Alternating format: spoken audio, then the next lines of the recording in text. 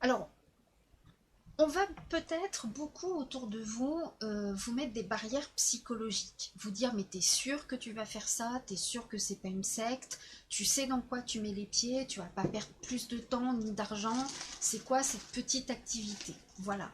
Les personnes que vous pensez qui vont vous apporter du soutien, vos copines, votre famille, etc., vont souvent essayer de vous mettre des bâtons dans les roues. Pour elles, ça part peut-être d'un bon sentiment parce qu'elles vont vous dire au moins je t'aurais prévenu, mais pour vous, ça peut vous foutre des barrières psychologiques. Donc c'est pas la peine. Voilà. Elles peuvent avoir raison, mais si vous vous êtes bien renseigné sur la société, etc., donc il n'y a pas de souci. Voilà. Pour vous lancer dans ce type d'activité et ce type de métier, parce que c'est un métier à part entière, voilà, il faut tout d'abord savoir si vous êtes capable ou non de travailler seul. Si vous aimez la vie rythmée, telle heure, tel jour, je fais ça, je prends ma pause cigarette à 10 heures, je prends ma pause café à 10 heures avec mes collègues, etc. Voilà. Si vous avez toujours besoin d'être épaulé, si vous avez énormément peu confiance en vous, ce métier-là n'est absolument pas fait pour vous. Voilà. Pour se lancer dans une activité d'indépendant, il faut vraiment avoir cet état d'esprit d'indépendance. Voilà. Moi, j'adore travailler avec mon animal de compagnie. Voilà. Euh, il faut arrêter de penser que votre parrain ou votre marraine est là pour tout faire à votre place. Son rôle, c'est de vous introduire dans la société, de vous parler de la société, mais c'est tout. Vous n'avez aucun lien de subordination ni avec la société qui vous mandate pour la représenter et qui vous rémunère à la commission sur vos ventes. Votre parrain ou votre marraine n'est pas là non plus pour vous sonner les cloches toutes les 5 minutes pour vous demander tiens, on est le 15 du mois, est-ce que tu as pensé à faire ta déclaration Pôle emploi? Est-ce que tu as bien pensé à te déclarer à la CAF? Vous devez, avant toute chose, avant de vous lancer dans une activité de VDI, savoir tous vos droits et vos devoirs par rapport à votre pays. Il y a énormément de sociétés qui sont représentées dans divers pays d'Europe, même des dom-toms, et même en au-delà. Hein, vous avez des sociétés qui existent même aux States, et que vous pouvez, vous, depuis la France, recruter des personnes qui sont aux États-Unis, qui sont en Lituanie, qui sont au Liechtenstein, peu importe. Voilà, mais vous ne connaissez pas toutes les règles, toutes les lois de fiscalité de tous les pays. Donc c'est à la personne indépendante de se prendre en charge, de se prendre par la main, dire ok, j'ai un nouveau métier, qu'est-ce que je dois faire et faire les démarches nécessaires et faire les recherches nécessaires pour savoir à quel moment elles doivent se déclarer. Nous, on a l'URSSAF, dans les autres pays, c'est autre chose. Voilà. Donc, vous ne pouvez pas, vous, dans le rôle de parrain-marraine, regarder chaque pays, dire ah, toi, excuse-moi, tu viens d'Italie, tu dois faire ça. Toi, tu viens du Liechtenstein, tu dois faire ça. Toi, tu viens du Maroc, tu dois faire ça. C'est à chacun de prendre ses responsabilités.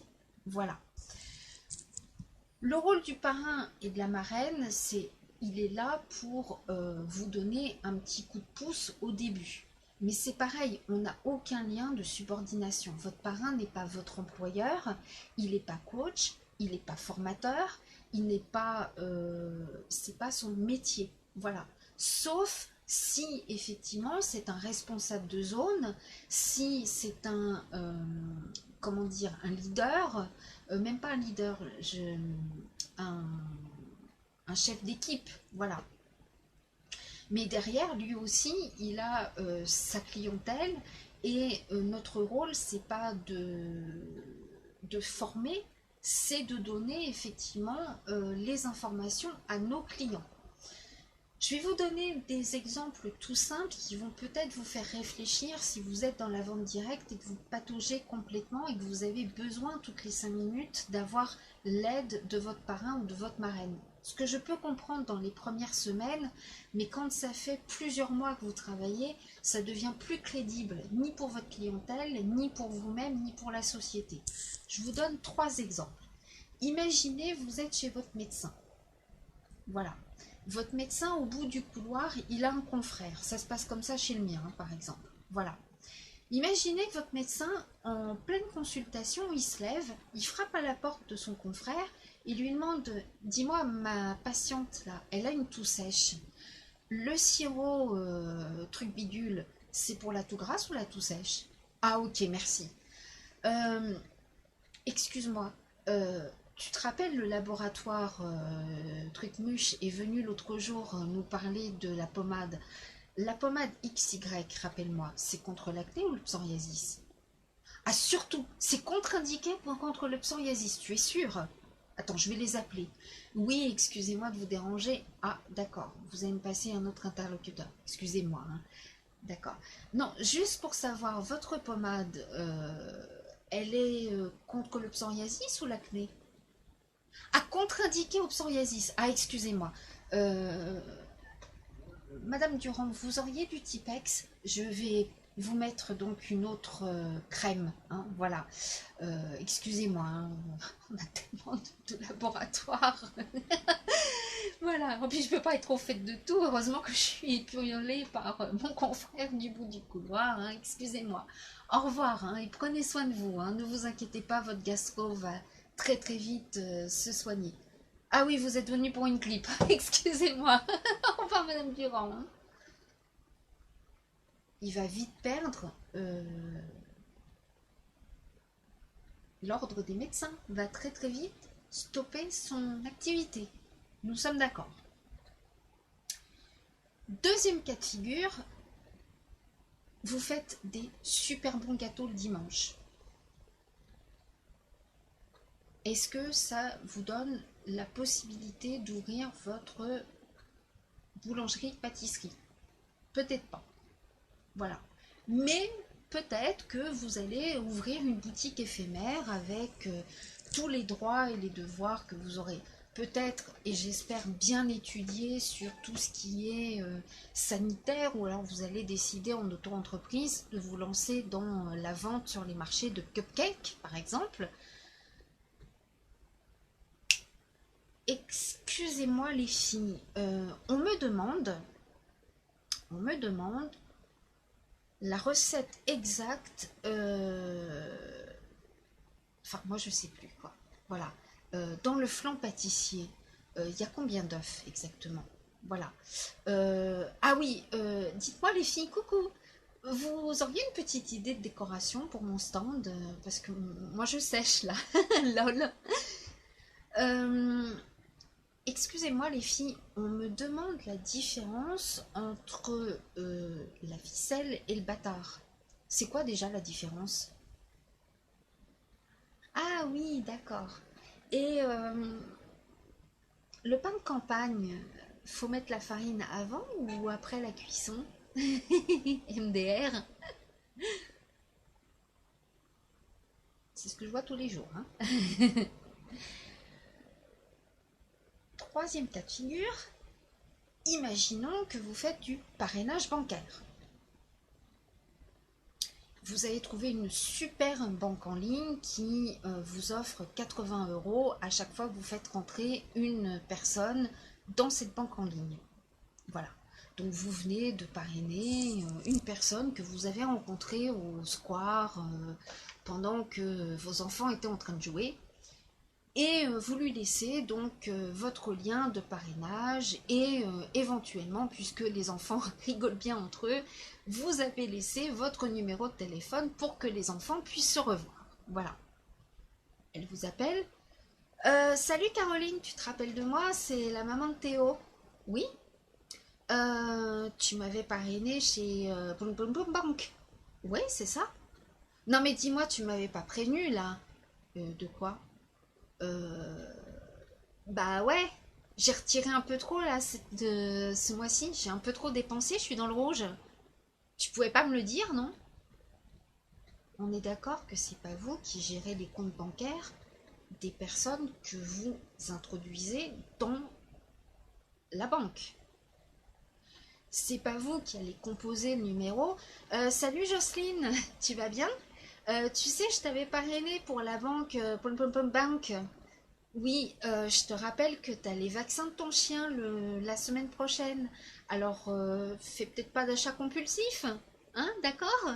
Allez, salut, à bientôt. C'est pas votre rôle non plus. Vous faites rentrer quelqu'un parce que vous êtes chez un fournisseur d'électricité qui est super, qui vous offre un lien de parrainage. À chaque fois que vous faites rentrer quelqu'un, vous avez une réduction de 20 euros, par exemple. Voilà. Imaginons 2 secondes. Ouais, salut Georges, ça va? Tu sais, je t'avais parrainé chez Bloomberg Energy. Ouais, bah, c'est juste pour te prévenir que le gouvernement augmente un petit peu le prix de l'électricité le mois prochain. T'étais au courant? Ok, d'accord. Bon, bah, je te laisse. Allez, à la prochaine. Ouais, salut. C'est Machine, tu sais, je t'avais parrainé chez Bloom Energy. Ouais, ça va?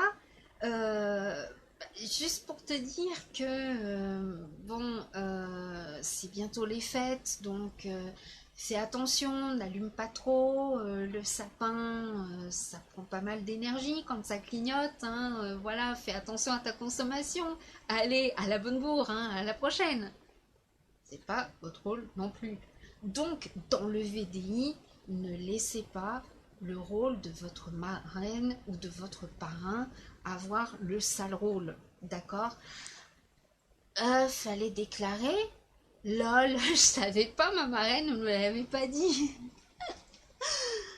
Ah, j'ai travaillé au black pendant tout ce temps-là? Non, mais c'est pas possible. J'ai gagné 1 500 € de commission et j'ai pas déclaré. Mais attendez, mais je vais me retourner contre ma marraine. MDR, ça c'est quelque chose que je vois malheureusement tous les jours. Donc si vous ne savez pas vous prendre en main tout seul, ne le faites pas. Ne soyez pas indépendant, ne vous mettez pas en libéral, parce que vous allez vous planter de A à Z. Voilà. On ne s'improvise pas non plus vendeur d'huile essentielle et de compléments alimentaires comme on vendrait une paire de chaussures. Si vous vous plantez, vous donnez du 37,5 à une cliente qui fait du 39, c'est pas grave. Bon, si vous vendez une culotte en 46 alors que votre cliente met du 40, ça va la vexer peut-être un petit peu, mais il n'y a pas mort d'homme. Si vous vendez une huile essentielle qui n'est pas adaptée à une pathologie que votre cliente a et que vous ne lui avez pas posé les bonnes questions, vous êtes un potentiel danger pour vos clients. Vous êtes un danger sur pattes. Donc, faites super méga gaffe. Voilà. Renseignez-vous si vous vendez des huiles essentielles et des compléments alimentaires. Renseignez-vous. Prenez des livres à la bibliothèque. Prenez des livres et voyez chaque huile essentielle si elle est compatible et incompatible avec ceci, cela. Les plantes, c'est pareil, même si c'est un produit naturel, même si c'est bio, machin et tout, n'oubliez pas qu'il peut y avoir des contre-indications contre certaines pathologies. Madame, vous me dites que vous souhaitez avoir de l'huile essentielle de lavande. Il n'y a pas de souci. C'est un produit que vous achetez fréquemment ou pas? Mais pourquoi vous me posez cette question? Parce qu'écoutez, c'est un produit qui est naturel, mais je me dois de vous dire que il y a des contre-indications. Ah bon, je savais pas. Parce que moi, c'est juste pour mettre dans l'ambiance. Oui, d'accord. Alors, est-ce que vous avez des animaux de compagnie? Bon, alors déjà, si vous avez des chats, les huiles essentielles, il ne faut pas en diffuser, d'accord? Au niveau de la tension, vous avez une tension normale? Bah non, moi quand je me lève, ça tourne, j'ai plutôt une tension basse. Donc surtout pas d'huile essentielle de lavande. Est-ce que chez vous, il y a des personnes qui font de l'épilepsie? Non, mais je reçois souvent ma voisine qui en fait, ouais, de temps en temps. Donc évitez de la diffuser quand vous recevrez votre voisine. Ah ouais, bah dites donc, je savais pas tout ça, mais vous êtes vachement professionnel. Voilà. Allô, ma reine. Excuse-moi de te déranger. Euh, on me dit que la personne a fréquemment envie de faire pipi. Je lui préconise quoi? Vous n'êtes pas médecin. Voilà. Vous n'êtes pas médecin. La personne vient vous voir en vous disant, voilà, on m'a dit que j'avais une infection urinaire. Je suis vachement sujette aux infections urinaires. Qu'est-ce que vous me conseillez? Eh bien, je vous conseille les cranberries. Voilà. Ça va limiter la bactérie qui va être responsable de vos infections urinaires. Mais ça ne va pas la soigner, on est bien d'accord. Vous suivez le traitement de votre médecin et lorsque vous avez fini ce traitement, vous pouvez attaquer les gélules de cranberry qui vont modifier votre terrain. Voilà. Mais ça, vous ne pouvez les préconiser que si vous avez un minimum de savoir. Et si vous avez envie d'apprendre, bien évidemment. Parce que votre parent ou votre marraine ne va pas être là pour vous apprendre des choses et vous dire « forme-toi ». C'est à vous de le faire. Vous avez une mine d'or qui est Google, qui vous permet aussi tout simplement d'aller voir si vous avez un doute, vous dégainez votre portable, l'huile essentielle de machin, contre-indication. Est-ce que vous avez ça? Oui. Vous avez ça? Oui. Est-ce qu'il y a des antécédents de cancer du sein dans votre famille? Donc ne prenez pas ça. Voilà. Même une tisane, ça peut être potentiellement dangereux sur quelqu'un qui a des problèmes de santé. Donc voilà. Donc faites très très très attention. Voilà. Si on se gourde dans un shampoing, que vous vendez un shampoing pour cheveux secs alors qu'elle a les cheveux gras, elle aura juste un tout petit peu les cheveux un peu plus gras. Mais ne la mettez pas en danger. Voilà.